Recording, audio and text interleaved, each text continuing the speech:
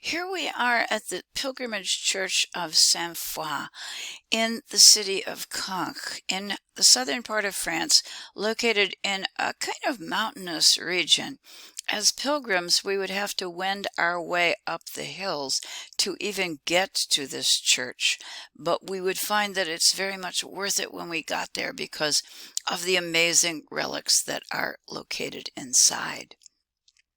The aerial in the upper left tells us that we're following the same formula as San Sernin. This church is a little bit smaller, but it's following the same plan. This is the entranceway located right here. This is the nave. This is the crossing arm. And the apse end or the altar end would be opposite the entrance. Going back down to our floor plan, this is the entranceway, which is usually at the west. This is the nave, flanked by two side aisles, the crossing arm, the crossing, and the apse end of the church, which has radiating chapels that come out from it. Often the apse end is marked as the ambulatory, which it just means to walk. So we can walk all the way around the altar end, coming back down the side aisles and exiting the church if we would like to. In the right, we can see again, we're located in the nave, and you can see some of the seats, and the nave area is the location where the congregation would actually sit to participate and celebrate the Mass. We can look up at the stone ceiling. We can see the rib vaulting, and each of those ribs, here's one, here's another, again based on the Roman design, each of these ribs would help to carry the weight from the massive stone ceiling up above.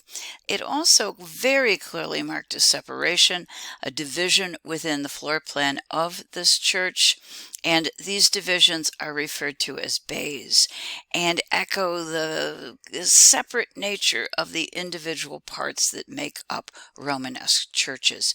In my floor plan, you can see the rib over each of the divisions as we go down the nave. That is also echoed in the side aisles on both sides of the nave.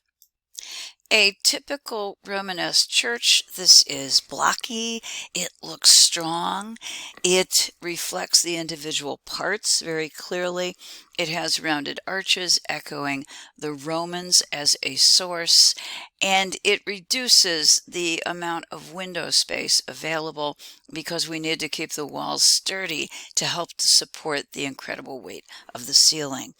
The interior of this church, nevertheless, is very spiritual, allowing you to escape the concerns of the world outside and allowing you, in particular, to have a visit where you could get very close to some spectacular relics. So, what exactly is a relic? It is an object that was owned by a holy person, touched by a holy person, or perhaps even was a part of a holy person. It was something because of the connection with the holy being that it was believed it could actually cure illness and gain forgiveness for you. So it had incredible power. It became a kind of divine connection between you and the realm of the spirit. It was a way for you to achieve forgiveness or for your sins or for a prayer to be answered. Consequently, the desire to get to these relics grew in importance during the Romanesque as people would undertake very long and strenuous travels to reach them. This was a pilgrimage, which was a physical journey with the idea of improving the spiritual welfare of the traveler, of the pilgrim, or perhaps attaining a desired end that the pilgrim had. Just for example, suppose my wife can't conceive a child. I might go on pilgrimage to ensure that I actually had an offspring, and I would hope that my prayers would be answered by doing this. Or perhaps my father was ill, and I hoped that the pilgrimage would provide a cure. Or perhaps I'm ill, and I go to seek improvement in my health. I can also go to have my sins forgiven so that I'll have an easier journey in the afterlife. All of these ideas are incredibly potent in the period of the pilgrimage routes.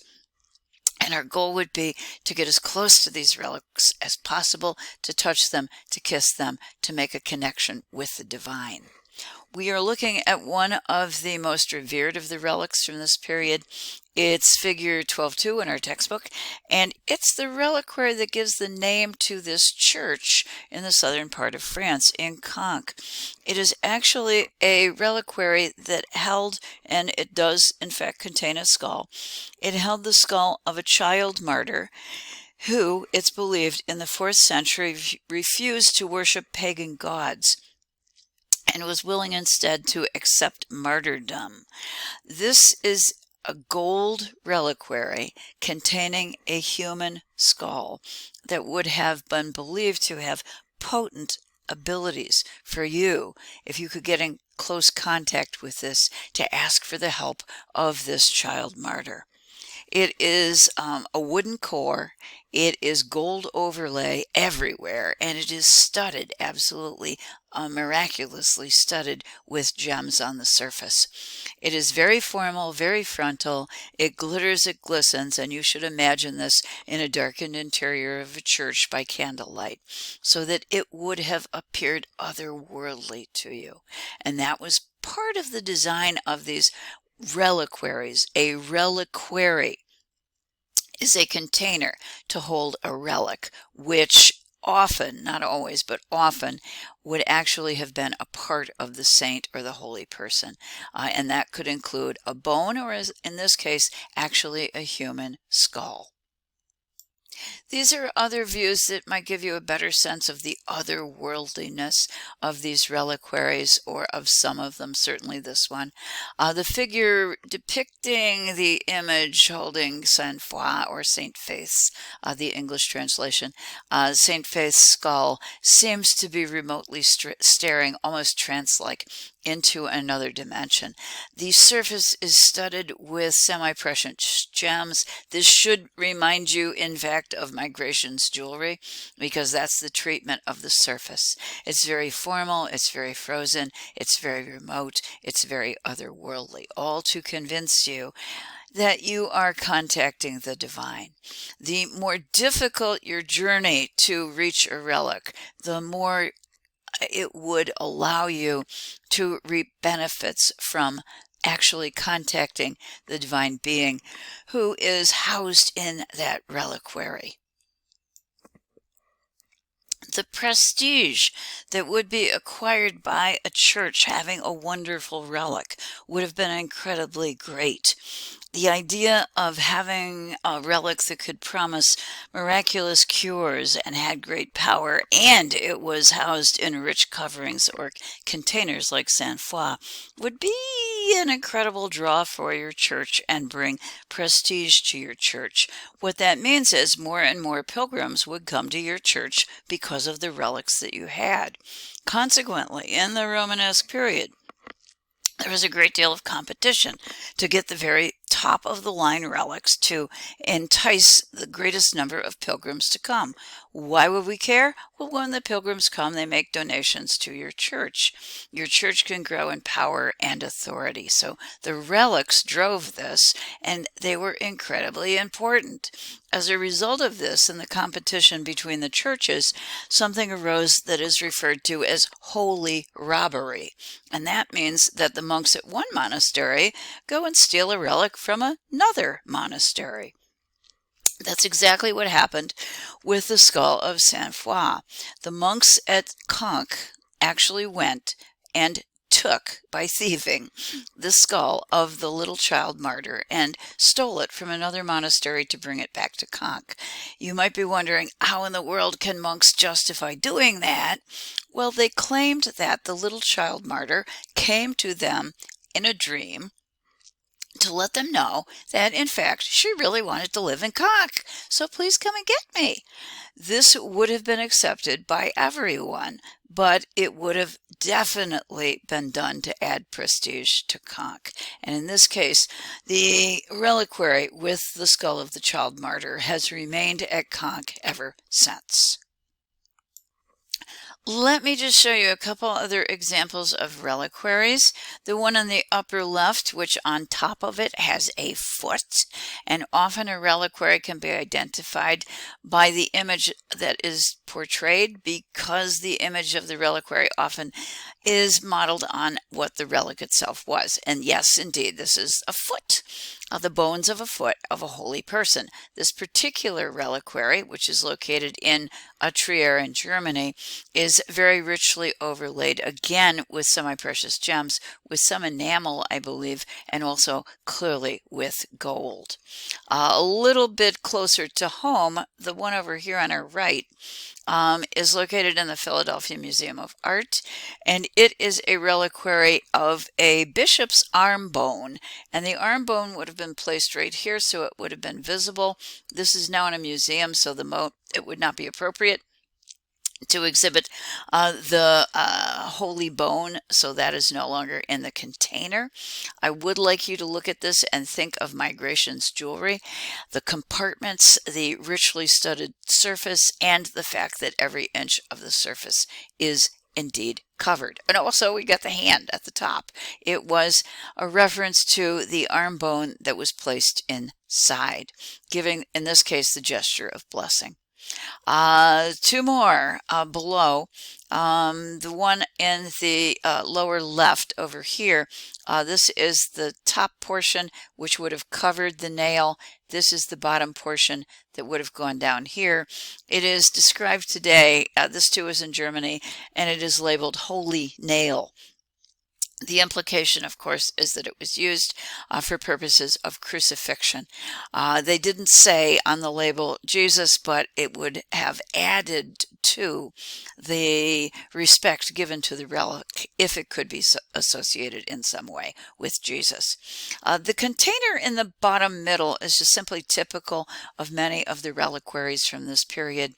A splendid vessel to contain the relic, glass to make it visible, and gold or gilding and gems surrounding it, elevating these relics to a heavenly position. In some churches you can visit today, you can still see reliquaries that are presented as reliquaries.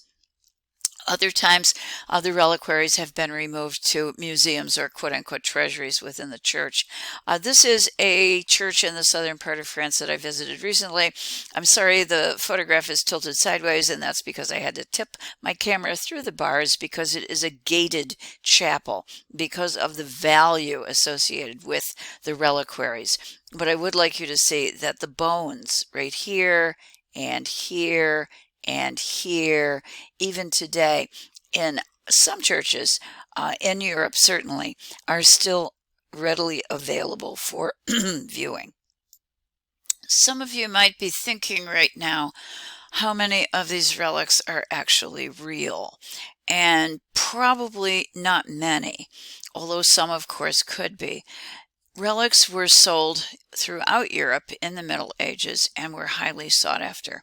And the relics themselves, which promised great cures, physical as well as spiritual, were items that sometimes kings paid great fees to possess. It is estimated that if you took, for example, all of the pieces of the true cross, that means the cross on which Jesus was crucified, that exist in reliquaries throughout Europe today, if you took all of those pieces of wood and put them together, you wouldn't have a tree, you would have a small forest.